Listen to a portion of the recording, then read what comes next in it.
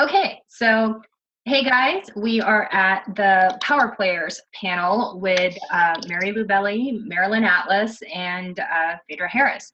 So these three women are powerhouses, and we are going to discuss a multitude of different things. But to start things off, basically, could you ladies tell us a little bit about yourselves and what you do? And Phaedra, why don't you begin? We'll let Phaedra start. I'm a casting director. I've been casting for 37 years, and I mostly do TV and film. I've done some plays, but my real love is, of course, TV and film. I do anything from the low-budget indie films to the $100 million Fifth Element type films. I've had an opportunity to work with some of the best in the business, and this is super exciting for me. I'm talking about women in theater and women in movies and women in film and TV. You know, it's exciting to talk about it. Okay, Marilyn? Hi, my name is Marilyn Atlas. I represent actors and writers. I'm also a producer. I have long been, for at least 20 years, both as a manager and a producer. I've been very committed to stories that reflect inclusion and diversity, as well as strong female protagonists. I recently had a book come out because one of my concerns with a lot of writers is that they're writing cliched characters. And it's called Dating Your Character. Wonderful. And I had the pleasure of meeting Mary Lou many years ago when I produced something that she directed. And I'm Mary Lou Belli. I'm probably best known as an episodic television director. I've directed over 150 episodes. I have 2 Emmys. And I also teach directing in the film department at USC. I've written 3 books. The first one is called the Sitcom Career Book, and it talks about sitcom acting, writing, directing, and almost any other job you might like to have on a sitcom. My second book is a acting book for teenagers. I'm actually leaving for Japan on Wednesday to do a course in Japan to teach young actors there. And then my third book, which probably is the most widely used in the universities, is called Directors Tell the Story, which is about directing films, but also really lays out the job of an episodic television director. So that's what I do. I came up from being an actress first. Acting was my touchstone in terms of how I learned about the business and storytelling. And actually one of the first people I coached and had the privilege to work with was a client of Marilyn's who was the star of the first show I worked on 4 days after I reached Los Angeles. ladies helping ladies. That's what we like in this industry. Yeah. Okay, before we continue further, since this is more a panel, you guys will see the Q&A box down there. If you have questions for any of them, feel free to drop a question there, not in the chat box, because that goes by so fast I can't sometimes keep tabs on it. So if you have any questions, drop it in the Q&A box and I will ask them the question. If you have like a specific question for the agency side or the casting side or the directing side, then like let me know you're directing it at someone. Otherwise, it'll just be open to all 3 ladies to answer. And you guys can send them in as you think of them, and it's more like a conversation. But the first thing that we wanted to, of course, discuss is how you've seen the industry change, basically, from the time you started in it to now. What has the landscape been like? And forgive me, you guys, if my screen goes black. It's just because I'm going to be emailing more links. So I'm here and I'm listening, but I won't be right back. I just am emailing. Okay. But yeah, you guys can. Whoever would like to start. Oh, yeah. One thing I could talk about, I remember at least 15 or 20 years ago, I had a client that had written a script and the female protagonists were 29, 32, and 35. And several of the executives wanted the characters' ages to be lower. So I think that's been an issue sometimes. Women of a certain age, less today, it's like they become invisible or they're limited to the kind of roles that they're cast in, and that has to do with the writing. I also see a much, much broader range of characters, female characters particularly, portrayed today. A show that I always liked because I thought it dealt with something really important in The Killing. The female protagonist, yes, is a mom, but what her passion or what she's more committed to is her job. And a lot of times how those female characters are portrayed is, you know, the bitch in the office, successful, an inability to relate to people outside of her work, which of course we all know is not true, or so those kind of characters, I see much more multidimensional characters, whether it's Olivia Pope, you know, even going back to the Gilmore Girls, a single mom that raised her daughter and still managed to have a fulfilling life. So again, I think it starts with the writers, writing these complex characters that are not stereotypical, that we haven't seen before, you know, women that seem to define themselves in terms of a relationship versus who they are. I also think we're seeing, to just pick up on what Marilyn's saying, and then I'll talk a little bit about the industry itself in terms of the hiring of women.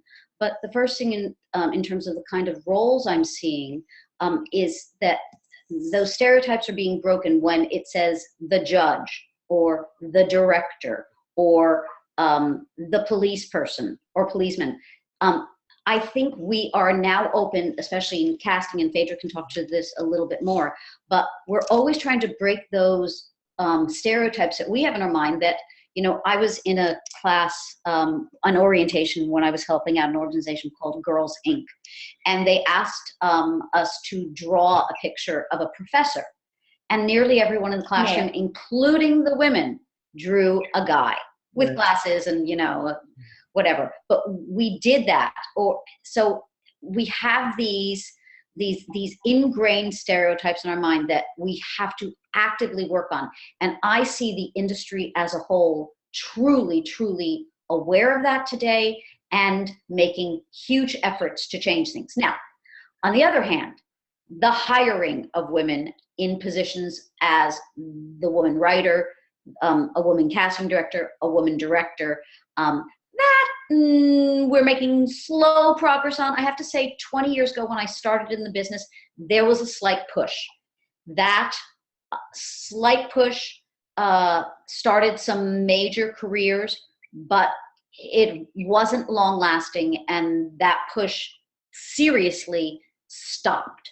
And it wasn't until about 7 or 8 years ago where I found that all of a sudden there was a huge industry awareness and also a huge amount of pushback from people in general. For instance, as a professor at USC, I will tell you that 50% for the last 3 years of the graduating people from the film school are women. So it's 50-50. So now we have the numbers to support, hey, the talent, the trained talent out there is 50% of the population.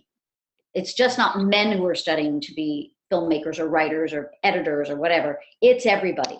So now that the talent pool is there and trained and accessible and ready to take over those jobs, I think the industry is now opening their doors a little. The numbers are changing very slowly, but I think that in the next, I'm Pollyanna, I think in the next 8 years, we will see a huge change, and we're going to see those percentages go up. And there is also a statistic that if there is a woman writing and producing, the chances of a woman being the protagonist is increased. The number of women directors hired is increased. So the more we can get women in position of power to do the hiring, then it'll change. And I want to add something to that. There's also been an uptick in inclusion of diverse characters in terms of sexuality, gender, race, and that's really important. In fact, those shows have done exceptionally well.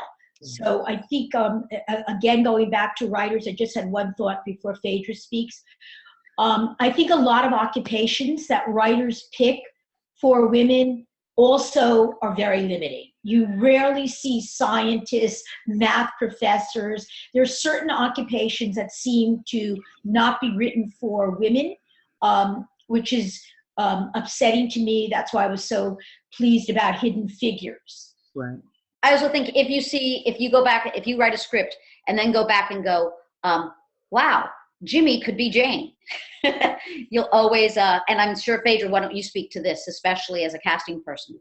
It's easy for me to speak to this because I've been doing this for so long, and we've got always getting in these scripts that are they're wonderfully written for mostly men, and the woman will come in and she'll do a stereotypical type of part, and then you can't find the men financially to do all these parts, these wonderful, complex, beautifully written parts, but these smaller roles that are just kind of, I hate the word throwaway, but just throwaway parts. They're the bitch, or they're the girlfriend, or if you take those parts that are wonderfully written for men, and this is what I've been doing for years. I mean, I've been practicing diversity before it was PC. I would put in a woman or a minority. It just gives the show flavor. It gives the movie flavor. It gives it more interesting. And financially, you can get these women a little bit cheaper. And I hate to say that because they're looking for rich, complex characters to play, and not just a stereotypical arm or somebody looking for a date or a baby's father or trying to get married. They want to do stuff where they're actually engaged in the moving of the film or the process of the storytelling. They don't want to just be the window dressing, the really young girl on Sean Connery's arm. I mean, it's disgusting. I mean, I watch these older men, and I can't, when I'm casting now, I'll have a 75-year-old lead guy, and I won't say any names, John Boyd. And then they'll tell me to find a love interest for him, and the love interest is 28 and 30 years old. I'm like, who believes that?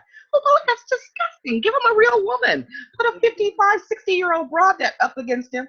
It would be rich and enjoyable, and people will believe it, rather than thinking you can really pull this kind of 28-year-old babe.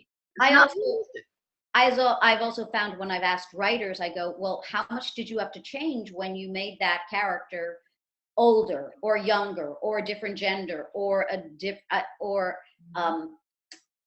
and 90% of the time they go, I didn't have to change a word. Very little. It's very little. Because people are people. People are people. And it's so funny because, I mean, I look at these people and I'll get a really great part and they'll go out to all these big actors and they'll pass on it because they're getting offered everything. But you take that to a woman actress who has the same name value, who has the same chops, and she died to have this rich character. She loved to jump in there. Less. And it's unfortunate. We got to change that. Well, that's why I think it's great that Jennifer Lawrence and women that are really being paid well come out and talk about the discrepancy between their payday and a bunch of men. And it's a huge, huge difference. It's a huge difference, and it's really unfair because literally, if you look at all the things that are on television right now, it's mostly women-driven that are really, really successful. I mean, these are really popular shows, and the women are driving these things, and they're making less money. Phaedra, how much have you seen it change over the years? I know that you've conducted your work to try with a diverse eye for decades, but do you see the industry more open to your ideas more recently? Absolutely, because they're I don't say men are pricing themselves out, but they're so expensive, and because budgets are becoming less and less and less, because everybody's doing it on a quicker basis and for less money, you can go and get a really strong actress with some name value and who will come in there and eat that role up and give you something that you can put on the box at the front of your box, a name that you can put on the front, you know. And I'm all for men. I love men. I've dated a few of them. I think that, you know, we're missing a huge opportunity. I mean, if Shonda Rhimes and there's several others that are writing these rich, complex, interesting, flawed women, not just these pretty girls who are looking for a date, but rich characters. They caught on to something that's very, very, very successful, and it's smart. You know, why not? And when I find that in television, much more open to strong, complex female protagonists. And I think a lot of that has to do with the niche marketing, you know.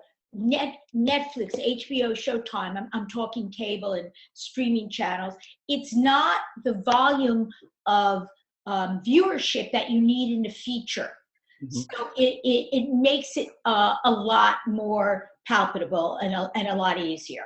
it's been happening for a little while, not long enough. In the independent little films, they've been finding really rich characters for women, and writing for women. But it starts with the writing. I think that it's unusual that we have all these rich women who have contributed to society so much, and we're not writing about them. Or if we're writing about them, that we're making them not be people.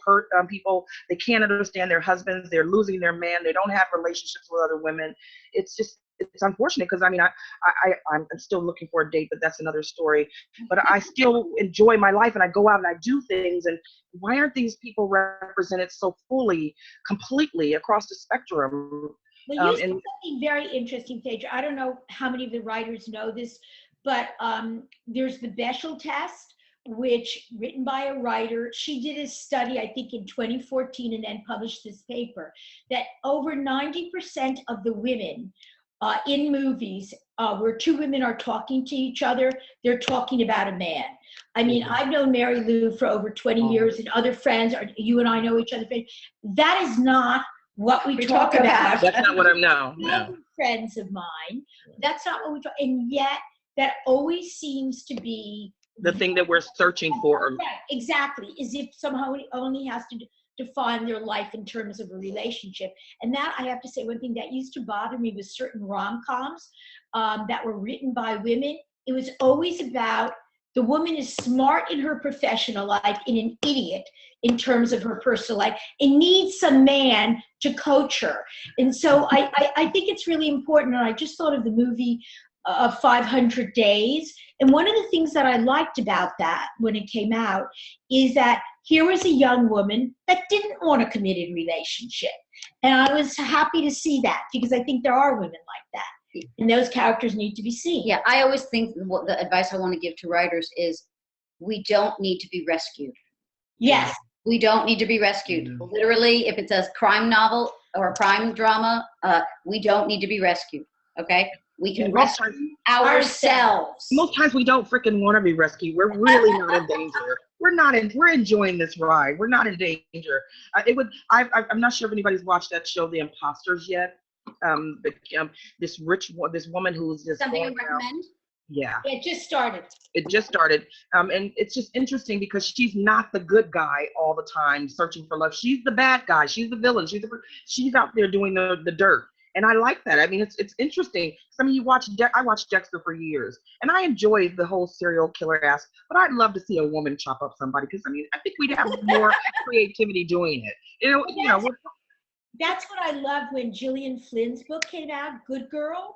Because she created a protagonist that was a sociopath. Isn't that fun? Or I think I call them the girl books, or Girl with the Dragon Tattoo. Here was a woman that was abused, and yet she refused to be a victim, going back to Mary Lou's idea that there are women that do not need to be rescued or have a man rescue them. Yeah. All right, we got so many questions piling up. So that's fantastic. Well, guys, thank you for engaging. We love that you're doing that and that you want to hear from us. Yeah, we've had a really good turnout. Everyone is starting. Thank you for because I thought that this would be good. Yeah, no, thank you, Marilyn. Marilyn was the one that came up with this idea, you guys. So. Yay, Marilyn. And I'm lucky to get these two women who are always so busy. Yeah, I mean, I'm so grateful we got everyone. So, Marilyn, there's a question for you. You had mentioned earlier about, and this I think can open up for all three of you. You mentioned avoiding cliche characters. What kind of female cliche characters do you currently still see in scripts you read? Well, honestly, I haven't of late, whether they're clients of mine or projects that I'm reading for actor clients. I have not. It's whether there's a very conscious effort on the part of writers to create complex characters with a lot of depth. I mean, one of the, thankfully for Shonda Rhimes, I mean, she writes these really rich, interesting characters that have a dark side. And I think writers have to be willing to go there to the dark side. Or I'm working, I optioned 2 books It's a female protagonist who's African American. But what I loved about the character is there's a lot of, she wants to do the right thing and sometimes she can't, because, so there's that kind of moral ambiguity and duality. And I always find those interesting characters.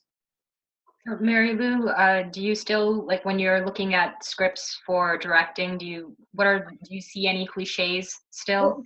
Like, for instance, I'm doing a crime drama, and these shows like NCIS tend to have a lot of male characters in them. NCIS New Orleans now has 3 major women, 2 of them as, they're not the boss, but they're detectives. They are NCIS agents or FBI agents turned NCIS agents. So they have the power as people who are doing an investigation that is equal to a man. And that's lovely to see. And occasionally we even have the bad guy as a woman. Isn't that interesting? Isn't that fun? And So much fun. And I'm not not tell you, the women eat those up. They eat it want up. to be the bad guy. They love it. Are you kidding me? It's one of the best parts of being an actor. I hear all the time from women going, I could play that part. And of course, the director or the producers who are in, the writers who have written it, can't even go there. They can't even visually see it happening. And then this person will come in and they'll be so amazing and so explosive. They'll have to rethink everything they want to do, but then they end up going back to the men, and the men won't be as strong as this one performance, but they'll go back to that because that's what the norm is. Yeah. It's unfortunate. I mean, I think that we have to write more for ourselves, and we have to hire more, and we have to be more bosses instead of just, working for somebody. And I know it takes time to get up that ladder, but we have to take control of our own projects and the destiny of where they go, and open it up to us. Also, I'm finding that mentoring is becoming very, very important in my life. I have had all the women who have been shadowing me all the directors that have been shadowing me on shows have been women this season. And I try to, I have to say, give them a leg up, or someone who is in a minority. I have a mentee who is also in a diversity program, who's a guy, but I'm trying to say, let's push the women and minorities, and let's make this a diverse group that reflects what we look like as Americans. Yeah. And I think, I think this is true. There have to be people, Phaedra certainly, that have forged a way by opening it up to people that are not necessarily in what has primarily been a white man's club, middle-aged white man's club. Yeah. Yeah, I think it's on all of us. I mean, really, 'cause I like to see the world as I move through it.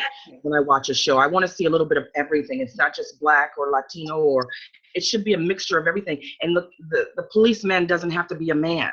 It could be a police female. I mean, it could be a congresswoman. It could be a female doctor. I mean, I love that we get to play the teacher and the mommy, but there's so much other crap that we could be doing that would be just rich and beautiful. And I mean, when you talk, one of the things I always liked about Law and Order Special Victims is the Marissa Haggerty role. Yes. Single mom, yeah. Squad, and she's never rescued by a man. And her trauma, being a child of a woman who was raped, very much plays into her character. So it's not put into the background. And there's, a writer or writers that have really created a multidimensional character. Mm-hmm. Yeah. On that note, we have a couple of questions specifically from males. So do you have any suggestions? Like, you guys have said a lot about creating complex females and flawed females, but do you have any suggestions for a male trying to create a strong female protagonist who is not flat or cliched? So is there anything that a male writer needs to keep in mind when they're creating? Write what they would think of as a male character and change the name, and then read it. I mean, even do it as an experiment. Write the scene that they think they should write. Obviously, it's not a scene that necessarily has to be sexual in nature, because then that obligates you to make it a single gender, a lesbian or a gay couple relationship. But just write a scene where two people are, that has conflict, and literally change the name of the character and then think of it that way and go, I think there will be a huge revelatory process to that if they just try it once. And I think they try it a second and third and fourth time, then they're going to say, oh, my next idea, let me write that character. And that character is going to happen to be a woman. Yeah. And I want to add to that, I think it's about a lot of writers start with a presumption. If you're really exploring a character, then you shouldn't be sitting down with a definitive idea who your character is. And I certainly think, going to what Mary Lou said, that women seem to relate differently than men. A lot of men bind, is that the word, a bond around sports or certain commonality. I think women have a quicker ability to connect in a more intimate way than men and men. And I think you cannot separate out characters from the culture that they live in, the socioeconomic class, etc. So I think that's a great idea, and you'll see it doesn't fly a lot of times. Okay, another question is, one writer says, I'm an older female writer who loves the action thriller genre. I've written a script featuring the Navy's fictional first female aircraft carrier captain. She's strong, brave, late 40s, and a divorced mom battling unexpected terrors. What kind of uphill battle do I face with pitching, selling her as a film or TV series, and with me as a woman action writer? Okay, my question would first be to that person, how much experience do they have? Because the experience is going to play into it. Do you have a lot of strong credits, and are they recent? Now, that being said, there's lots of combinations of writers where, I have to tell you, when I'm looking for partners for projects I'm doing, I will usually go to someone I'm mentoring, someone younger than I, and say, hey, let's do this together. Because there is a certain cachet that you come in terms of being young and then thinking that young people have a certain voice. Now, and they do. Now, but that being said, if you're writing something for the Navy, that's Navy based, and you're looking at all the NCIS, naval, that being that first N, and you're looking at possibly the network that has a really, really strong track record in terms of diversity. Ageism is another whole different thing, but I'm, and CBS is the first place I would go with a project like that. They have a history of thinking that's their audience. So Well, I a little bit disagree. okay. First of all, there are 3 pilots out now that take place in this world. The History Channel just did a series called 6, which dealt with the lives of Navy SEALs and their wives, etc. So one thing I would say is, what's the hook that makes it different? And it can't just be about the fact that it's a woman protagonist. And the second thing is, and I certainly Phaedra, Mary Lou will agree with me on this, projects like this, in terms of a feature, you'd want to attach a woman in her 40s that means something in terms of financing, not only domestically, but foreign. Because it's so important that writers know today that it's not just the domestic market, it's the international market. So that's why there's so many actors from England or Australia, and they have the cachet that helps in terms of financing. So I would find what makes this different, it sounds to me that it might lend itself better to television, but I would also make sure I've done my research, because there are similar projects. And as Mary Lou said, some of these writers that set up these projects, they have some kind of a track history. But you could also see about going to production companies run by women that are developing. I mean, you see Reese Witherspoon, has this HBO series based on a Leon Moriarty book. It was a best-selling book. I'm a big believer in writers. It's helpful sometimes if you've had a book published and it did well, because it's a piece of intellectual property, and you have something, you've already been validated someplace else. So that may be another way to go. And even in, don't underestimate the cachet of a film fest or having a short Absolutely. film in a film fest that, you know, you might even want to just finance the trailer for this that shows an interesting character that points to a fascinating plot, and then try to sell it. You know, listen, it's a visual, it's a visual medium. And I think we sometimes say, first of all, we expect that people are good readers, and not everybody who is buying is necessarily a good reader, but almost everybody's a better watcher.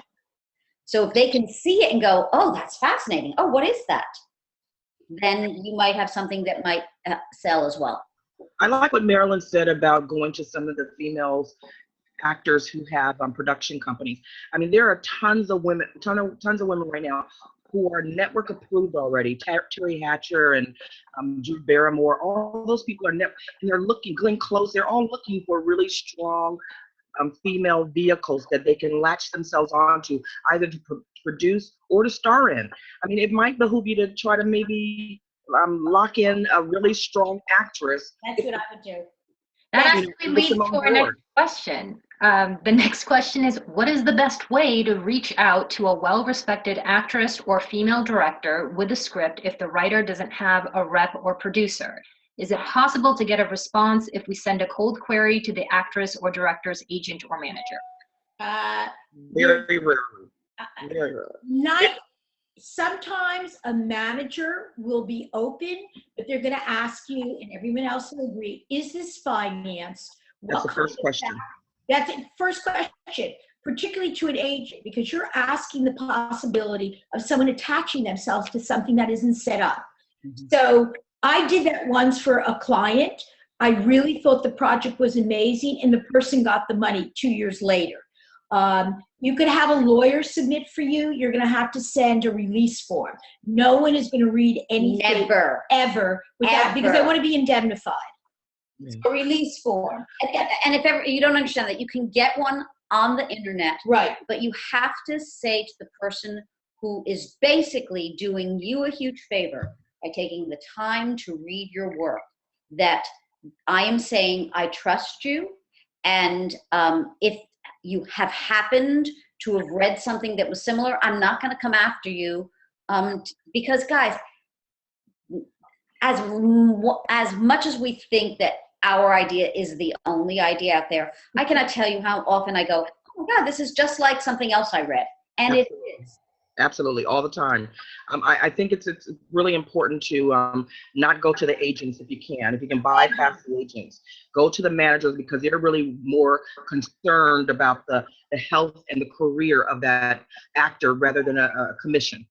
Or Agents are about this, you guys. So but they're yes, we'd also check to see if the heads of development for these companies, for these women who have deals in place, if they're going to writing conferences, or I mean, or how are they making themselves available? And you can even ask that question. It can be your first query. Not will you read my script, or is there a place where you would be, where I could meet you or be willing to, you know, a place where you find your material. that's our next question, actually. Yes. Well, you know, I think I'm working on a project now. It was a woman had pitched me a story based on a book that she had written. It was a female protagonist. She happened to be Asian. A story that's fascinated me my entire life. And we've worked on it, in the hook, again, about the hook, timely. Because it's as much about the marketplace as it is about the story. Right. So for the networking thing, so somebody asked, since networking is so especially important for women, what resources do you recommend for women and networking, especially live in-person events and resources in LA, but I guess also in general? That I find most helpful in Los Angeles, for directors, would be the Alliance of Women Directors. I think is a fantastic organization. Oh, sorry about that. Also, Alliance of Women Directors. Oh, and Women in Film. Yeah. Yeah. Excuse But me. the smaller events at Women in Film, because when they have their big lunch, you know, it's kind of hard when people try to network. I think people want to kind of not be disturbed. And also pitch fests. I think that's invaluable. Be very specific who's on the panel or who's listening to pitches, because the creative executives at most of these companies, that's their job to find new material. And I'm not sure at Pitch Fest that you need to sign a release form, that you cannot send anything to anyone without the release form. And they may not be open to it. And make sure it's registered, guys, with the WGA. And copyright. Okay. I want to just say something here for everyone. A lot of writers are under the illusion that if you register at the Writers Guild, you're protected. No, you have to also copyright it, Okay. which you could do online. And the other place where I think I've seen a change and a trend is that so many of your major and minor film fests, it used to be about only the films, and now it's about the screenplay. And if you listen, if I was in an agent or a production company, and the first thing that said, "Hi, my short film that I wrote has won 3 or been an honorable mention at 5 film fests," it's about having an outside endorsement. For me, my entree into becoming a director was through my theater reviews. It That's wasn't what I my agent calling up and saying, "She's good." It wasn't me bragging that I was good. It was Variety, the New York Times, the LA Times saying, "This woman knows how to direct." So the moment you have an outside Validation. source validate that you're good, that validation can be, you wrote a short that's on YouTube and 1 million people Yeah. have seen it. I want to say something to that, and Phaedra knows this also. There are 4 writers that have deals now. One was Shonda Rhimes, the HBO series Insecure, SRA. That was a web series that did phenomenally well. It got 4 million hits. If I'm an executive or a buyer, if someone's generating that kind of response, I'm going to want to know who they are. So I think writers have a lot more opportunities today than they ever had. There's been blogs that have been bought to develop this television series because there was something in the blog that hit a nerve or an audience. So I think there are far more opportunities today for writers to get a start than ever existed before. Oh, I completely agree. But at the same time, you have to be entrepreneurial and self-starting. You can't. Tenacious. Yeah, Tenacious. yeah, and you can't sit in your room and think, "Oh, I wrote the script. Someone's going to find it."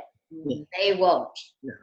No, I think also casting directors. My mentor is Francine Maisler, and she had relationships with agents and managers, and she taught me how to be engaged with the manager, and especially because the managers will start talking to you and telling you what their clients are looking for, or who's looking for a job, or who needs a job. And I've made my career off of finding out who needs a job, because I started off at Cinetel, where we're doing $2 million films, and we wanted really big name value for foreign and for domestic. And I always found out who needed a job, and I would engage the managers, and then I would be able to say, "Hey, I know David James Elliott is looking for something. Why don't you read this?" Even if it wasn't set up or anything, because the first thing that they have to look out for their clients, and if it's not finance, they're wasting their time, because most times things don't get made or even get to the next step. But if you can attach a name to that project, it'll open doors for you. It'll get somebody, it's validating already. It's already saying, "Hey, I got John Boyd to read this, and he liked it, and he's attached himself to it." People aren't giving letters of intent anymore and things like that. It's so done. A lot of those letters of intent mean nothing. And Nothing. know it, and so And they get you into trouble. I mean, ask Kim Basinger. It got her into trouble. A letter of intent. $11 million. I mean, it's no one's doing that. And if you're asking people to do that, you need to have somebody who says, "Yeah, I like this project and I would love to get involved in it," and get them on a web conference call and let their face be seen. That's more important than signing some papers. Get them actively pregnant with your project. Get them involved in it. And I'm going to talk about a big macro issue. Your reputation is your calling card. Okay, so if you do something dishonest or deceitful, Done. done. But if you're the kind of person who's says what they mean, means what they say, and can always be depended on. If you say you're going to do something and you follow through, let's, Do your I research. already here, I have made a list for myself of things that were mentioned during this conversation that I want to follow through on. Maybe it's a book I haven't read or a series I haven't seen that you guys have mentioned. I'm going, well, that's my job now. Now, I didn't know about it before, but I'm going, oh, yeah, I need to follow up on that. And I will follow through. And that's the kind of reputation I have as a director in the business, a person who will take that initiative of something is mentioned. It's also a great way to follow up with people. If you meet them once and they mention something and your first letter is, thank you so much for mentioning that book or that show. After we left, I went and watched 4 episodes and blah, blah, blah, blah, blah. Exactly. But I mean, part of also writers today, you have to know what's going on in the market. Oh my God. You cannot create in a vacuum, or when sometimes writers will say to me, oh, I don't watch television. Really? Okay, let's just go around. Dave, how many hours of television do you watch a week? I Netflix, I watch television, I DVR, I mean, I have to set aside, because I mean, if somebody says who's on that show, they're going to expect me to know who's on that damn show. I watch close to somewhere between 30 and 40 hours of television. Exactly. It's your job. It's your job to know what's out there, who's out there. Right. You have to know the tone of different shows. And also someone mentioned before about millennials. If I were to break down dialogue that I see for millennial characters, the writing is quite different. So you really want to be able to capture the language. But yes, you should be reading the trade. You should be seeing what's selling. So sometimes if something's sold, it may not be a good time to go out with a similar project because there's already heat on it. You may have to wait. You can't. Timing. All about timing. And also not to oversell. A lot of writers oversell and they're not getting the vibe in the room that no one's interested. And people don't know what's out there. I find a lot of people come up to me when they're trying to hire me or investigate whether we should be in a relationship together as far as doing business, and they don't know what's out there. They don't want to.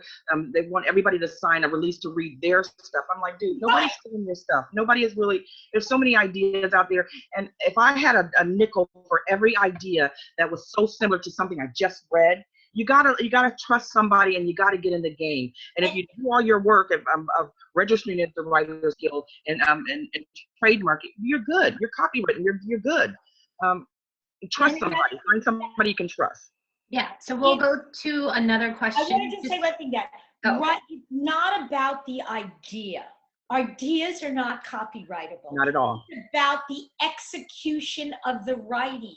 So when people, I love when writers sometimes say, oh, this idea is very special. I don't want to tell it. I'm sorry.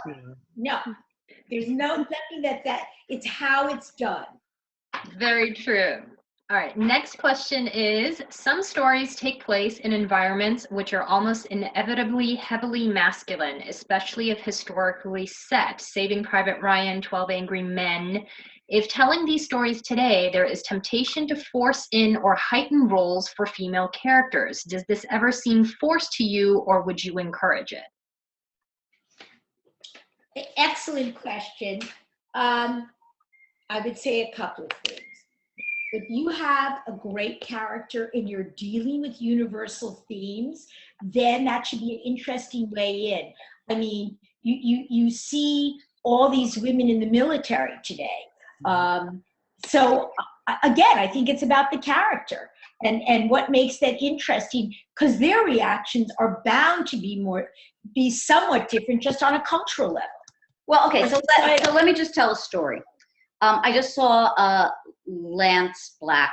Oh yeah, Rise Up. On When We Rise. When We Rise. And he was on Seth Meyers the other night, and he talked about how this miniseries of 8 hours of television, which just aired this week, came about.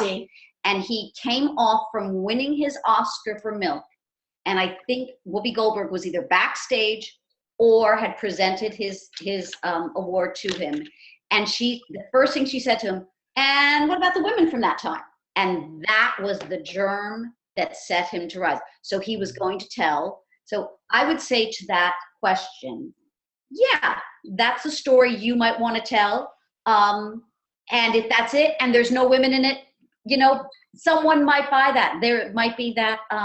But my point is, look at that same period of time and see if there's an interesting woman's story to tell from that time. And I'm coming from it from a completely different viewpoint. I mean, if you're going back and doing historical pieces, there weren't very many of my people involved in all of these stories, or Asians or Latinos, but they were around. They weren't prominent figures in that.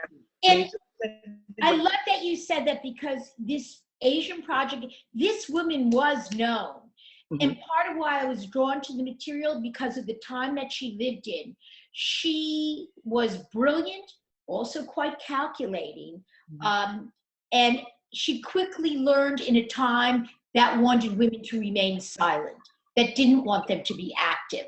So those kind of characters are always really, fascinating, because you're also dealing against the external conflict of what is a woman's place. I also think that when I read a script written by a man, and they absolutely capture a female voice, I always go, somebody I want to be in business with. That's the That's actually one of the next questions. Do you get suspicious when a female role, especially if from a minority background and or ambiguous sexuality, is written by a stereotypically straight older white male writer? No. Not I applaud them. I'm happy. Yeah. Absolutely. Rich characters come from everybody. I mean, it's not the race, the gender. It's really about just writing a Listen, that's like saying that I'm a woman and I can't direct an action movie. Thank you. That's stupid. We should have more women directing action films. It'll be kick-ass. They'll kill it. I agree. I always say, I get a laugh with this all the time. I go, I can blow shit up. Yeah. Thank you. Wouldn't that be nice? Yeah, I would love to see that. I do. I get to blow shit up. The next question is, are you noticing any change in the physical types of women that are allowed to be on screen? Yes. Body diversity movements are taking off in social media, but it seems to be a slow crawl on screen. I can only name a handful of heavyset women in lead roles, as well as characters with disabilities of any gender. Are you noticing any uptick on your end? Yes. Absolutely. Absolutely. I mean, one of the things, there's certainly, yeah. I think it's important, because everyone knows I produced Real Women Have Curves. And I remember when I was going around trying to set it up, people would say, no one wants to see a movie about overweight Latinas. And I would think, well, you don't understand the story. And you don't understand body, body image transcends ethnicity and gender, etc. So yes, I do. I absolutely do see characters that you haven't seen before. I mean, look I think of Breaking Bad. Considering when that was written, right, and what it's about, the sun on that. So I think because writers have to embrace a wide spectrum of people and be able to show them. I haven't found it in the casting room to be as open. I mean, there's a type that people just expect to be the leading lady or the leading man, and it's not. I've had men come in who are overweight and chunky, and they'll get the role, and they're okay with that. But if a woman comes in and she's overweight and chunky, they can't see the sexuality of her, the beauty in her. And I'm like, all you have to do is turn on your TV, go to the movie and see Melissa McCarthy. That babe can do anything, but she is beautiful and sexy. You want to just eat her up. She's so amazing. But we don't. And I have to say, and I don't want to hurt women, but we do a lot of that ourselves. I'll have female producers in the room going, she's just not a leading lady. She's not pretty. I'm like, what the frick was that? She's the best actor. Put her in the room, in the movie. So I'm going to just say this. So I think the women have to lean in themselves. So if we take 100% of the responsibility for our end of it, then there is no excuse. But I also think that kind of energy is felt in the room when a woman says, I'm sexy, because they go in and they are sexy. So I think we can't play into those stereotypes or boxes that people want to put us in as women, and be it age, weight, whatever, that we can always say, we're not that. And we are all the other things that are possible. I also get them that when there's a really smart or a brilliant lawyer and I bring in a beautiful woman, they'll say, oh, she's too pretty to be the. Right. Oh my God, she's too pretty. Smart. Come on. Have you not seen a pretty lawyer? Get back out of here. I don't want to. But it is. And so I think writers have to go against certain cultural stereotypes also. The idea you're attractive and you're also smart. Yeah. It can happen. I see 3 beautiful, attractive women right here, and we're pretty smart. Okay. See? Proof, guys. All right, the next question is, when my female-driven R-rated comedy feature scripts are sent out wide by reps, producers often say, we already have our one female comedy for our slate. My comedies tend to be Hollywood in tone, and so will it take forever to find an in? No, I think we're seeing a change. It's happening way too slow. I agree with you. But I think that the number of scripts bought are going to change, and it's going to be, you know what? It's not PC now to say something like that. And people will be lambasted, and the unions are fighting that so much and helping with the fight in terms of saying, by shaming people or shaming networks that are so narrow-minded. So I think we're going to see a change. And it is narrow-minded. It's very narrow-minded. But I also have to say, if you're a buyer and you have X amount of money, you are there are risk takers.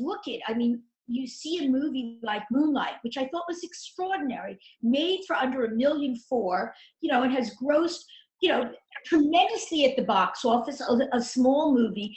If you're a buyer and you're a mid-level buyer, you're only going to be able to do X amount of movies based on money that you've capitalized for these movies. So it is possible that if they picked a comedy, that they may not do another raunchy comedy. I understand that in terms of if you have a development slate. And again, that I would go to all these women that their production companies are not vanity productions. They're really actively it's good business on the part of a network or a studio to be in business with these people because their projects have made money. Okay, and speaking of that, look at a show that's ending. Look at a show that has had a huge track record and is ending. Always try to figure, what can I write for those people, because they are looking for their next job. Absolutely. And they have a track record. You can't dismiss, you'd be a bad business person if you dismissed a good track record. Right. And I also think that people aren't as tenacious as, you get one no and you think that's this project is over. That's a one no from NBC. Maybe ABC is looking for something, or maybe some small Amazon or Netflix. I think we have to be more tenacious and believe in the stuff that we're writing. And if we've done our homework and done research, we have to be tenacious and believe in the stuff that we know that people want to see. Go ahead, Phaedra. I'm so sorry. I'm going to tag on what Mary Lou said. There's an audience for Mad Men that has gone away. There's an audience of people that love that show and we're supportive every week. There's an opening there. If you have something that's similar, find out who's doing that. And it may not be the people that did Mad Men. It may be somebody else looking for a Mad Men type show, but it takes time to find it. And I tell actors all the time, you'll get 99 no's before you get a yes. You got to keep at it. If you believe in yourself, if you believe in this dream, if you believe in what you're writing, it will happen. It'll just take time. And timing is everything in our business. I want to speak to that. In I think 2002, I sold a pilot to a major cable company. Because of the world that it was in, it never got picked up. So what is it, 2017? Because of the world that the writer had written then, several companies are interested in it today. It's obviously reverted back to the writer because enough years have passed. sometimes it's just timing. It's not about your work, but the universe may not be ready for it, or there may not be a place for it yet. Right. Okay, and guys, I'm just to let you know, for the writers, we're getting so many questions in. I'm going to close further questions at like around 4 because I want to get to everyone's questions, and we got like a ton. Phaedra, someone asked for you, do you see an influx of Latina roles in English language films? Absolutely. It's a huge market. It would be foolish not to capitalize on that huge market. Every project that I read, I find a Latina or Latino somewhere in the mix. And I think that's wonderful. But I also think there's a huge market for Asians that we haven't tapped into. So, I mean, I'm very diverse in my casting. When I was at Cinetel, Way before everyone used, what was amazing about her is she really was aware of all these different actors and really fought for it long before it became, you know, a buzzword. well, when I first started off, I was doing mostly mainstream studio films, and there was only one Black person or one Asian or one Latino, and that's just not the world that I live in. So I want to cast people that are the world that's rich and interesting, and you know, bring your masses to us, and it makes it more interesting if everybody doesn't look the same and they're coming from different places and they can tell stories. Right. It's just more interesting. So yeah, I see a huge influx of Latino parts in stories, but that doesn't mean that I'm going to cast them Latino. I'm going to cast who's ever best for the role, and if there's somebody special that's Asian, I'm going to bring them in as well. If there's somebody that's Black that's interesting, or even white that's interesting and gets it, I want my movie, if my name is on it, I want it to be rich and interesting, and people walk away and go, oh my God, that was well cast, that was so good. It's not about the race. I mean, diversity should start with all of us. We should be inclusive in everything we do, men, women, race, gender. We should just be open to all of that, because we don't know where the good stuff is going to come from unless we look for it, unless we have our hearts and our eyes open, looking for something that's interesting. And sexy. I always go for sexy too, and it doesn't have to be the size 3 or 4 babe. If she's plump and she's size 18 and she's sexy, she's getting on that screen. I'm going to try to find a way to convince the director and producer that this is what real women freaking look like, and they're obviously dating and mating. So you know, it can happen. The next question is, almost as challenging as being a female writer is being an older writer. Is ageism starting to fade as well as sexism in the industry? This is not going to be the answer you want to hear. Yeah. I think it's the slowest of I agree. all the PC things that are being done now.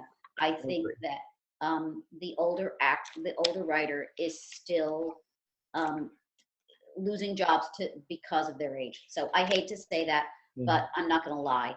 But what is sometimes more successful is an older writer who teams up with a younger one. Or, and I want to add to that, there's a lot of successful, they happen to be men, well, Marta Kaufman, who created Friends, and then she goes and does Frankie and whatever, Lily Tomlin. I think it's about being able to write something that's compelling and interesting, and also being aware of the market today, that you're not reinforcing. I've read certain writers and they're writing as it's still the 1990s or the early aughts. You have to be aware how television and scripts are written today. And it's very different. You get the inciting incident comes much earlier. And in television, you've got to hook us right away in the pilot. So, you know, and parse out information throughout. So there is a different way of writing, but I agree. I have a younger partner now on a project I'm developing, and it's really nice. Our thoughts are often similar, but there's a different sensibility that's brought. Yes, I do think there is ageism, but there are people. I mean, Dick Wolf is an example. He has 4 shows on the air. Oh my God, 4 shows on the air. In relation to what you guys are saying, another question is, you women are thrilling me. Older women rock. I should know I am one. And I write for older women. Why is the most frequent reaction to my pitch, there's no real interest in older women? Can you make them millennials? Okay, I can answer part of that. And I think Phaedra could also, and Mary Lou. because if you're talking about a project that you could get financing for or set up, there are maybe, and this is a problem, there are maybe 5 women actresses. Everything can't go to Meryl Streep. Yeah. So there's a very small group, unlike, and Phaedra could really talk about this, unlike there's so many men that you could package around or get financing around, there are very few women. And as I think someone said before, you know, think of Viola Davis. She has a production company. I mean, I'm not saying that she's, you know, in her 60s or 70s, but that's part of the problem. And I think, you know, it goes back to the key issue here. If you're not writing and there's no opportunities to play those kind of roles when you're, as you're aging, then you're not on the list.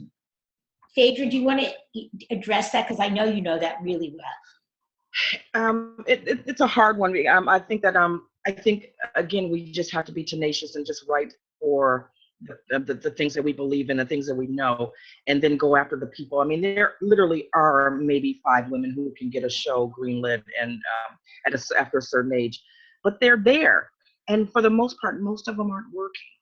Most of them don't have weekly gigs. You know, if they find something wonderfully written and wonderful, they will jump on it. They're hungry for it. They're hungry for it. But I think that sometimes we do ourselves a disservice, and just because we hear the word no, we don't think that anybody else will want to see this. I happen to gravitate towards things that are older women that are, I mean, Kathy Bates can do no wrong. She should be on TV every damn week. I mean, every day, as far as I'm concerned, and she's looking for a job. I mean, you have to trust your gut, and you have to go with what you know, and you have to believe in it. Just like an actor, I tell actors all the time, if you don't believe in yourself, how can I sell you? Yeah. How can I convince my producer, director that you're the right person? One of the 5 most brilliant actresses alive. Yeah. Yeah, and that, I think you guys already answered this, but I'm gonna read it anyways. I want to just piggyback on that a second. You might say, this is kind of cheating a little bit. You might say 55 to 70 or something like that, because open up, pick a bigger age range and see who's because it allows for more opportunities. Yeah. So this person said, I find that there are stories few and far between about older women that are fun and not stereotypical. I'm writing a feature action comedy with diverse female characters above age 60. How hard would it be to shop this script? I just saw how well did Red do? With Bruce Willis and all those guys. Did really well. If you write something that's wonderful, it will sell. You just have to. And more than that, what Phaedra, if you're listening to what Phaedra's saying, and you're going to be able to cast it with amazing talent because they want the job. They want to do good stuff. They don't want to just be in the old folks' home or going to the grandkids' graduation. They want to turn the story. They want to tell the story. They want to push and propel the story. And if you have something that's great for a John Boyd or I forget the man. If you have something great for I'm thinking of some old Jane Fonda. I mean, look, Jane Fonda is on TV with Lily Tomlin. I mean, they want to work. Yes. Getting back to what we were talking about, writing interesting characters. And you know, the writer producer of this show, of course, if I was Lily Tomlin or Jane Fonda, they had the opportunity to play, you know, the interesting thing that I find about the Lily Tomlin character, which you don't usually see portrayed with older women, is the passion that she had being a hippie when she was younger, everything. She's still that way in spite of being an adult. So her inner world hasn't changed. And a lot of times when you see older characters, they're doddering, or, you know, they've stopped being open. Make them vital. Thank you. Stop being sexual. I mean, Exactly. This is still the movie and TV business. They have to be sexy. You got Sybil Shepherd out there. You got Gina Davis out there. You got Diana Ross. You got Barbara Streisand. I mean, you just have to write a really good story, and these women will come and play. They want to work. They want to kick ass, just like Susan Sarandon is still doing it. I mean, you can't tell me she's not sexy and she's not interesting and she's not fabulous on the screen. You write something really interesting for her, she will be there. You know, women will stick together if you write something interesting and you're not just asking for a handout. You have to come out with a really wonderful script. It starts with the writing. Everything starts with the writing. Every single time. Go ahead. every time. Exactly. Our next question is from a male writer. He says, I've gotten different feedback from many female executives than from male execs. Not better or worse. I just find that women generally hit on different notes and areas of focus. Is it the perception of any of you ladies that women navigate the business of filmmaking differently than their male counterparts? If so, what advice do you offer writers when interacting with female execs as opposed to males? I say the word absolutely. They navigate it differently. Not sure, and this is just between us people on this. I don't know how much balls they have to really step outside of that formulaic thing that they normally want to see, what that drives TV and drives film. A lot of people are execs for me are very afraid to tiptoe into something different or something that's not proven, and that's why we're remaking all these same shows that have sold over and over again. I'm not sure how big their balls are as opposed to the men. They do have a different sensibility, but I'm not sure how much they act on them, because I talk to execs all the time, and they said, I sure would like to make this kind of show, but I'm not sure if it'll sell. Why don't you put it out there and see if it'll sell first? Why don't you put the whole weight of the network behind it before you give up on it? No, exactly. I think the next one is for Mary Lou. The lawsuit related to hiring more women in the biz seems mostly related to directors. Will there be a positive effect for female writers who write female-driven stories? I think it'll trickle down depending on There's how already been that. a lawsuit. There has been a lawsuit for women already. Well, So, women and older writers, a Yeah. huge lawsuit. yeah. So I think that I think anytime you have the power of the ACLU behind you, that listen, even before this lawsuit moves forward, the awareness that it has brought to the industry is palpable. So it's great. And I also think and I that absolutely think it will trickle down. I also think that we have to support those type of shows. I mean, I watch women-driven shows. I go to see women-driven movies because those are things that I'm interested in, truly interested in. But we can't always just get an action hero who's a man. You know, I love when Angelina Jolie goes out and kicks ass, or Jennifer Lawrence goes out and kicks ass.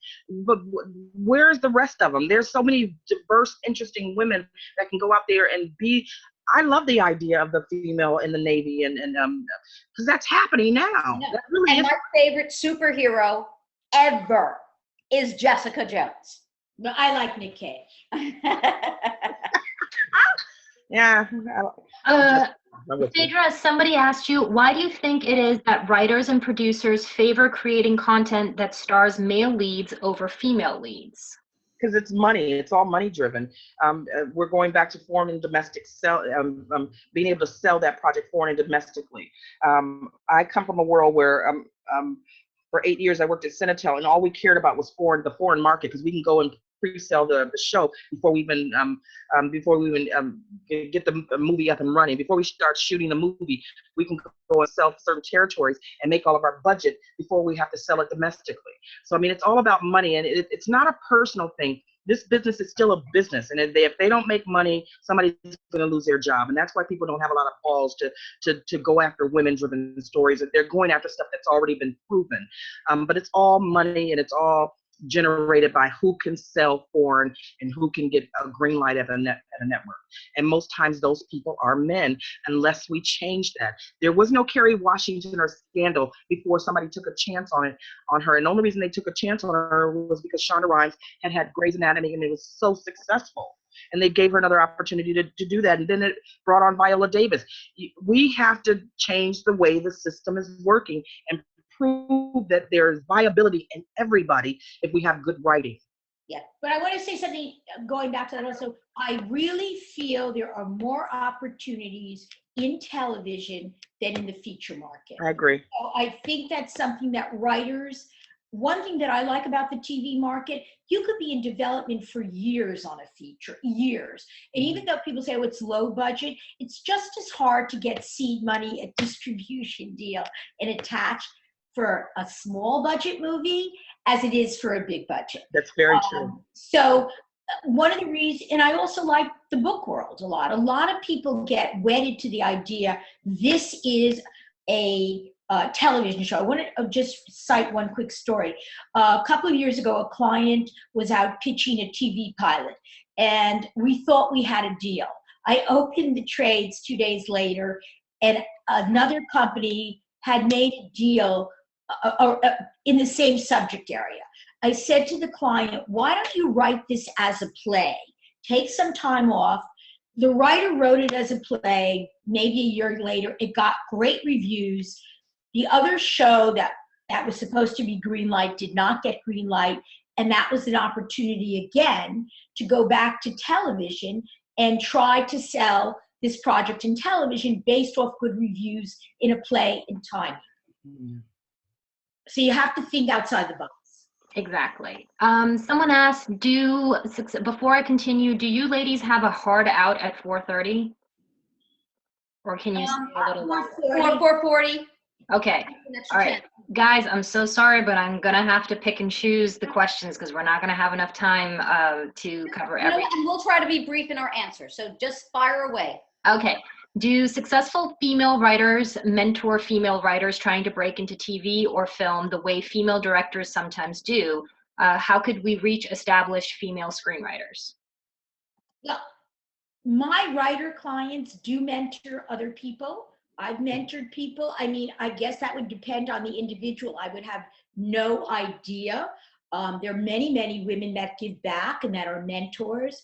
I think that would probably have to be something on an individual basis. Okay, and if they're members of the guild, I know that there's very active people in the Writers Guild in terms of women who are helping other women. Let's see. You know what? You don't know unless you ask. Absolutely. Exactly. You're starting off from a no anyway. I mean, if you don't ask, you're already at no. So what's the point?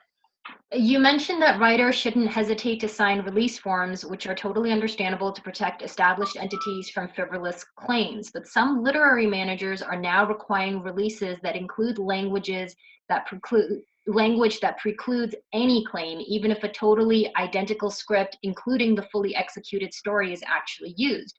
What do you advise for releases that are a bit too cautious like this in ruling out even legitimate claims? Sign anyway as the cost of doing business, since the odds of misuse are so small, and has a release ever come back to haunt a writer to your knowledge?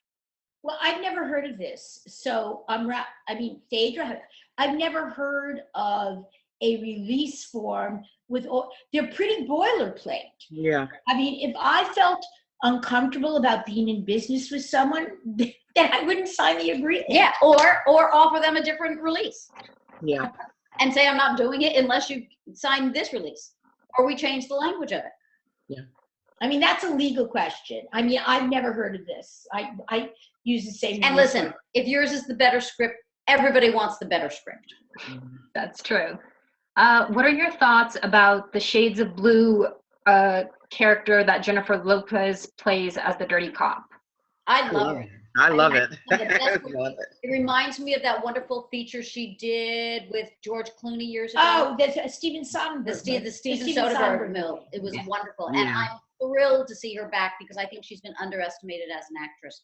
I agree. Thought she got diverted into stupid rom-coms, and she is a kick-ass, strong woman, and I love seeing her on the screen. But again, there's an interesting character. There's Olivia Pope.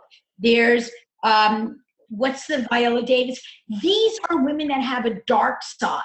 And if you're really showing complexity, then you have to be, because those kind of roles were usually written for men. And also one of the complex, her relationship with her father and her partner, and they show every different aspect. She has a range of A to Z and back. Right. But that's what's interesting. That's why she came to the little screen to do it. Because I mean, where's she gonna find that on the big screen? Exactly. And every week, yeah. Right. So what are you ladies seeing regarding interest in family dramas and roles for women? Well, guys, this is us. Look at it. I mean, no, but I could tell you,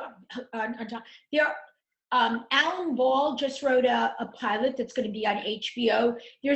I've read a couple of pilots this year that using the narrative that Dan Fogelman did in creating This Is Us, a lot. I mean, I've read at least 4 or 5 pilots that deal with family members of different ages, what their connection is, etc. And also that family doesn't have to resemble a old-fashioned kind Correct. of family. Families are being redefined, and that's where something like Transparent gets interesting. It's a Or family, Modern Family. When it or first Modern started. Family. That, let me just tell you, This Is Us is the best show on television right Is it? now. I That have to is tell you, it flabbergasts me almost every episode. Brilliant, I just go, brilliant. oh my God, this is so amazing. Yeah, because the And writing. guys, keep in mind what they're saying. Like the reason why that show is so brilliant, again, it's the writing. I mean, Absolutely, it's The about writing a is family. How many And he families writes have you great seen? characters, so and he knows how to evoke emotion. And I'm going to say Dan and his staff of writers are Yeah, great episodes. because they're not just flat people. Those are three-dimensional people with Yeah, flaws yeah. and And you know, there's a little sitcom out there, which if people haven't been watching, called Life in Pieces. Yeah. Which is Yeah. similarly brilliant. There's a couple of good things, but that's my show. I make sure I watch that right when it comes out. This Is Us. It's But just that's so also amazing. what. Oh, This Is Us deserves all the accolades it's getting. So one thing I would say to writers, I always say this: you've got to watch as big a spectrum of shows as possible. You have to read as much because that's going to inform you. Particularly, as I said, some writers are writing as if it's a different time, and that's a problem. Okay, go ahead. Next one. How to Get Away with Murder on TV and Netflix has the most diverse cast for over 3 seasons. Kudos to them. My question is about the Bechdel test. The women are always talking about men they know. Well, every character talks about Yeah. people they know. But but what's interesting about these characters, she was mainly talking in a lot of movies, in movies that reinforced archetypes of women. These women are devious. These women are smart. They're manipulative. Again, there's a full range of emotions. So I don't quite buy that. For this. Yes, I completely agree. And they're talking about issues on that show as And well. they're not just talking about men. That's not what Thank the you. what Yeah, the show centers That's around. the main They thing. just happen to know men, and I mean, I talk about men too. I like them. And here's something interesting. Me too. Here's something interesting about Shonda Rhimes, or a lot of writers. Or Mara Brock Akil. There's lots of it. They're able to make social commentary dealing with the world and dealing with today's politics, etc., within the framework of their characters. So that's what I find very interesting. Writers that are also able, I mean, you want to entertain, but it's nice to educate once in a while also without hammering it over someone's head. Yeah. That speaks to the next question. When anti-PC people make fun of inclusion movements, they tend to make jokes like, next they're going to do a show about a Black, gay, mentally ill amputee. But there are absolutely people out there with all those attributes. Do you ever get the sense industry pros have a cutoff for how many intersections of marginalization a character is allowed to have? No. If it's a great character, I want to see that. Gay, Black, amputee, what is that? What was the list? Right. The long list, but yeah. If it's great writing, that character should be on TV. Absolutely. Absolutely. And I think that the diversity doesn't just stop at race and gender. I think we need to be more inclusive of, oh shit, what did I do? Okay, never mind. You actually look great. And they can't see us. We only see you. And you look stunning, Phaedra. To be perfectly honest, the lighting's a little better. Yeah. I don't know where we Okay, what's the question? The next question is, at what phase in a film, for Phaedra, at what phase in a film or TV project does it make sense to try to attach a casting agent? Great question. Oh, I don't know. Phaedra, are you there?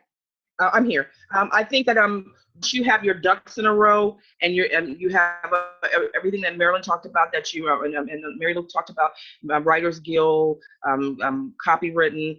You can reach out to a casting director at the beginning of the project, and they'll tell you the truth. Well, most of them will tell you the truth if you're ready to go out. I would also try to attach a director or a producer or someone in that same time frame. And you may reach out to a casting director who buys into the project. I'm attached to a project that Ed Weinberger, the creator of The Cosby Show and Mary Tyler Moore and all these, and I've been attached to it for 2 years. I helped him set up with the right director and the right this, and because I believed in the project, and it's a story about three women set in the 1920s, so it's so good. It's Boardwalk Empire meets Empire. It's just Already I'm intrigued. It's Mary Lou. It is. I have to send it to you. I think that you have to pick and choose. People like Francine Maisler, who is truly a rock star in the casting business, just rock star, and she was my mentor for 3 years. She can put her hands on something like that and get it to the right person and make it happen, because she's just so freaking brilliant, and she knows everybody, and everybody trusts her because she does what she says, and she always reputation. She has a fabulous reputation, but it's never too soon unless you're not ready to meet somebody. If you have an idea for a script and you haven't done the writing or the research, because I get people sending me stuff all the time and say, we'd love to get you involved in this, and I read it and I'm like, you're not ready to even send this out to an actor. The grammar, the spelling, the typos, the story. Where is the inciting? The inciting incident doesn't come until page 90. And it's an 93-page script. What's the story about? People want rich characters, and if there's something good, I've attached myself early and worked on spec, but it's hard to do that if there's nothing there. And also, guys, listen, you get a shot at something. If you ruin that shot, or don't take advantage of that shot until you have something to show. Yeah. Because otherwise, you're wasting people's time. You're wasting everybody's time. That will be the reputation you get. Mary Lou hits on something that I think is important for writers. A writer had sent me a log line. I said, it seems interesting. You need a heightened, I gave a few little notes. He then sent me the script, which was god awful, and then said to me, if I rewrite this, will you read it again? I said, no, I only have limited amount of time that doesn't deal with my clients or my own projects.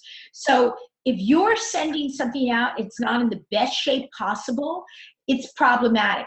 I would work on my log line. I would memorize, the major beats of what's going on. And I love when writers have writers groups where you can get feedback from other writers. If your mother or your partner says it's great, it doesn't necessarily mean it is.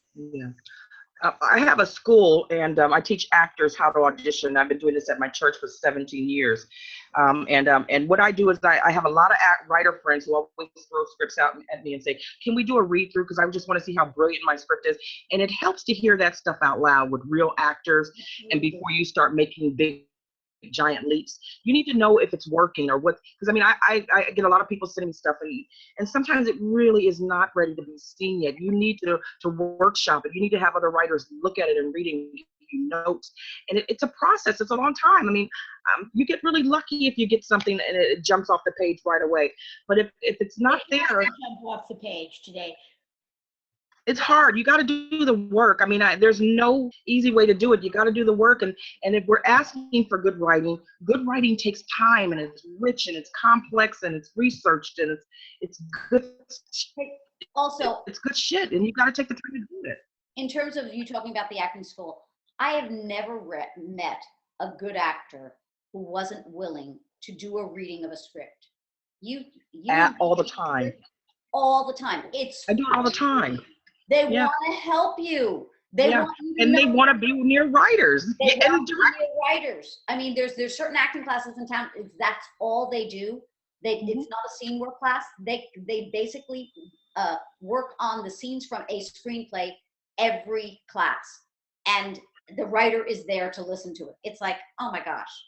I do it at least twice a month with writer friends of mine, saying, will you have your kids look at this and read it? And when I say kids, I'm in my late. Yeah.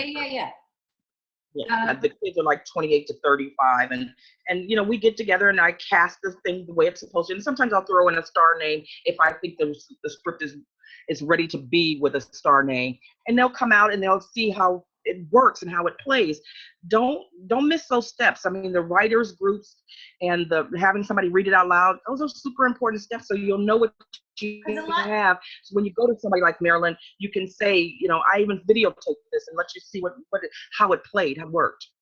You just said a lot of writers I found in their own head or their own reading it, And then what they're missing is that it doesn't play. This is a flat character, and the dialogue, a pet peeve of mine, has no subtext. What does an actor play with if there's no subtext there? That's why Shonda Rhimes is one of the best, because there's that stuff is so rich and it's so complex, and it's saying three different things at the same time. You know, it's interesting. Yeah. Let's see. The next one was there's guys, I see you sneaking in late questions. So I'm gonna try to get to those, but I'm gonna go to the ones that were asked beforehand. This is a really specific question, but if you guys can answer it very quickly. I have written a strong female character who has a narcissistic, difficult mother, and readers who I have hired for evaluations get distraught that the mom is not a good person. The mom is not the antagonist. Her conflict supports the character's plot. I also do not want the mother-daughter subplot to supersede the main storyline. How can I best address the mother cliche when it comes up? Okay, here's my feeling. If you're getting that note repeatedly from people who are very good at evaluating things, I think you got to go back and look at it. I agree. Okay, so the next one is, can you recommend a book or other reference material in addition to taking with women to help make writers capture a woman's voice? So I'm guessing books or reference materials that can, this is asked by a male, that can help them capture women's voice. Well, start with Marilyn's book, Dating Your Own Character. Dating your character. Dating Your Character. 536 pages, tons of exercises. Also, guys, I'll send a link to Marilyn's. And Marilyn, it's on Amazon, right? Yes. Also, But you can get it on Kindle too. we're writing a comedy pilot. I can't remember the name of it. Ellen Sandler has a terrific book. Sandler, Emmy Award winner from Everybody Loves Raymond. Yeah. Okay. Let's see. Do you recommend any particular pitch festivals? I don't know. I do, but I would be, there's so many of them. What Yeah. I would do my research and see what executives or what production companies or what Show up. managers are showing up. I go by that. It's usually not the top person at the company. They're going to send the creative executive, the development executive, or the assistant to that. These are the next generation of people that are going to be running things. And they're looking for you guys. And I want to emphasize also for some of the younger writers, the digital world has really opened up. There's a lot of money at some of these companies. I mean, even look, I certainly didn't know this, that YouTube Red is doing original movies. And they have a very specific, a younger audience. I think these are ways that writers get opportunities that didn't exist before because it's a very specific market. Let's see. The Meryl Streep Over 40 contest is designed to help women facing ageism, but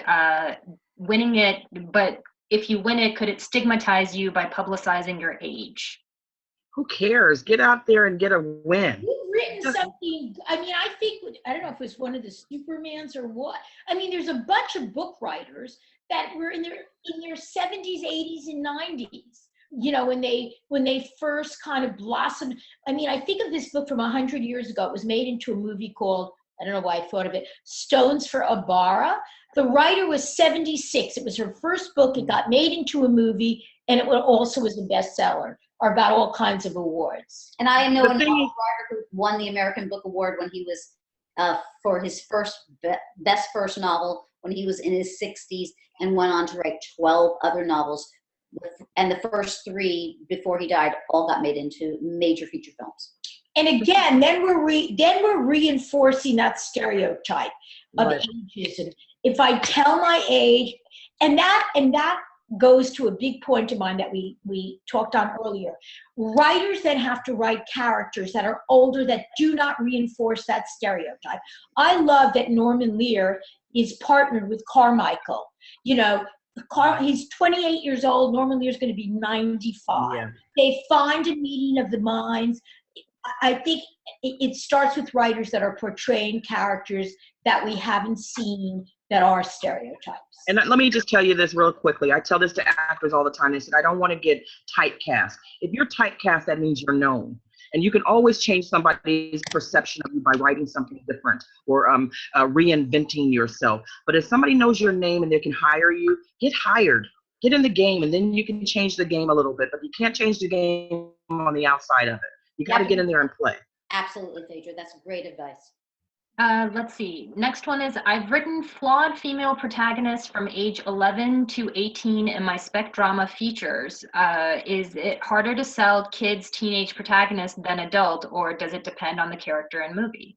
Well, Phaedra, if it's a movie, the Millie on Stranger Things, who are the actors that you could attach when you're dealing with a certain age? Easier. There's so many. My God, there's so many. I tell you, just write really rich, good characters, because they're coming off that damn Disney Channel and that Nickelodeon, and they're just waiting on something that's interesting. Well, yes, but these are established people. It's why Selena Gomez was able to go right, because she was such a fantastic actress. And she has a production deal. Yeah. She has that's what I would go after. Any interesting, good characters, people are going to flock to them.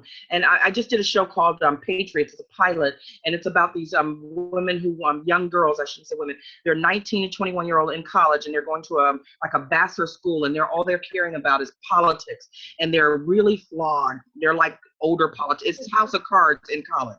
And it's so I'd buy that in a heartbeat. Exactly. It's funny. Will somebody please write Brenda Strong a fabulous pilot? She's amazing. If you didn't know it from Sweet Life, and you then saw her. Desperate. Yeah, I mean, that is so funny. Anything. When I was an agent, she was a client of mine when I was 21 years old. Boy, you had good taste, Phaedra. She does. And love, she's a nice love, girl. Love. And sweet as pie. Yeah, some Desperate Housewives. She's the voice. Right. For those who don't know. Let's see. Can you give any examples of writing you've read that struck you as dated? Ugh. Well, I'm not going to give names, but No, I read a lot of dated material, both in terms of story. I've seen the story 97 times, and there was nothing original about it, neither in the world or the character or in the it was cliche after cliche after cliche. What I think people said before, there are reboots. When you look at shows that are being adapted, that were baited, MacGyver today, why would that be made? Or any of these others, or Training Day. I love Training Day because what the writers were very smart. They aged the characters 10 years later. So it wasn't quite the same thing as when you saw the movie. How do you make this somewhat different and still, get an emotional wallop out of it? All right, guys, I'm seeing quite a few questions about how you can pitch specifically to Phaedra. That's another thing. They're very, very busy, and we're just very thankful that they had time to meet with us today. If we hear or they let us know they'll be at an event or something, we'll be more than happy to let you know that. But yeah, the three of them have full-time jobs. Just the fact they carved out this amount of time for us was a very big deal. So I am in Sapporo, Japan on Saturday. If anyone's there. I'm not kidding. Where are you at, Mary Lou? I'm going to Sapporo, Japan. I'm teaching an acting class there this weekend. Yeah, I've been trying to get to meet you. If you happen to be in Sapporo, Japan this weekend, you can I'm flying to Sapporo, Japan. You're in Italy in May. I'm going to Italy in May. There you go. So if you at a happen to women's be writers there, conference in Florence. No, There but you I go. have places around LA. so yeah, if we hear of events that they're going to be at, we will definitely send out a mailer and let you guys know. So they said, we're a nation of diverse people, but our film industry almost refuses to show that. This person has released short films about this and people love it, so they know people want to see it. Are there good events, websites, etc. to go to in order to find like-minded people like yourselves? I'd rather work with women like you and start a movement than constantly get shut down by the big companies. But I mean, again, I would say, just like, I had the pleasure of meeting Mary Lou. when she directed a play that I produced, and I knew she would be a brilliant TV director. You have to start somewhere. I like to work over and over again. Well, I like to, with people that I like, and they're usually like-minded. And some of that may take research or finding people whose sensibility is similar. I think it's absolutely doable. You know, Start with women's groups, guys. yeah, or our African American Film Festival, now LEAP, National Association of Latino Independent Producers. There's an Asian festival. I mean, these take place in LA in major cities, and it's specifically to address that. And there are like-minded people. The Ojai Film Festival did an entire afternoon of just women's films last year. You know, there's lots of festivals that are saying, hey, you're the voices, we want to hear you, you know. But listen, it's your job to do the research and find them. And hey, how about starting one for women, just for women? We have the African American Film Festival. How about the women's film? How about that? Best idea of the day. Be an entrepreneur. You know, I Or young writers or up-and-coming writers. yeah. The most exciting thing is, and you could see it when you see there's a young writer, and they really, here's the thing, you really have to have a voice. And a lot of writers may not have developed their voice yet. Listen, I do a couple times a year, I do a networking breakfast of people who approach me during the year. I just write down your name, and then you get thrown into the next networking breakfast. My job at that networking breakfast is to introduce you, not to me, but to other people who are like-minded and as entrepreneurial and focused and sharp as you are, and then go forward with them as a support group. Create your own support group of people who you recognize are as talented, focused, and want it as bad as you do. Oh, one thing, if people, I think on the website, I don't do any of this, on dating your character, it lists like some either pitch things or something that I might be involved in, or the other people that I wrote the book with. Okay, great. And I will send a link to that. But yeah, I think those are great ideas. Do you ladies have any final things to say to the writers? Because we got through all the questions. Writers write. And really good questions. Thank you for provocative, interesting questions. And as we said earlier, as much as you write, you need to watch television, watch movies, read, because I think there's a lot of information that you sometimes get unconsciously that slips into your writing. Support each other.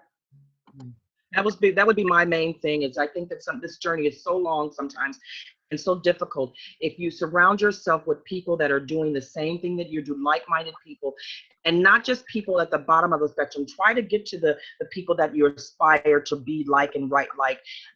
Write with good people. Share your ideas with good people, and it'll happen. But you can't. It's not a process to do it by yourself. It's so much more fun if you have a group of writers who will read your stuff and give you real notes, real feedback. And you have to be, if you keep getting the same feedback over and over again, maybe you should take heed of it. But keep writing. And the opportunities are out there. This is my thing. This is I want to do stories for women and tell stories for women of all ages and all colors. And we have to write the stuff to make it happen. Right. Exactly. So thank you so much to Mary Lou, Marilyn, and Phaedra. This was an amazing, amazing webinar. I'm seeing like tons of comments coming in about how amazing it was. But yes, thank you so much for your time, your expertise, your knowledge, your passion, and sharing with everyone. Lots of comments about how excited people are to go and write and just to absorb everything that you guys said. So again, thank you so much. Guys, thanks for joining us, and I will send out the recording to you later. Thank you, guys. Thank you. Bye. Bye-bye. Nice to meet you, Mary Lou. Love you, Marilyn. Phaedra. We'll get together. Lunch.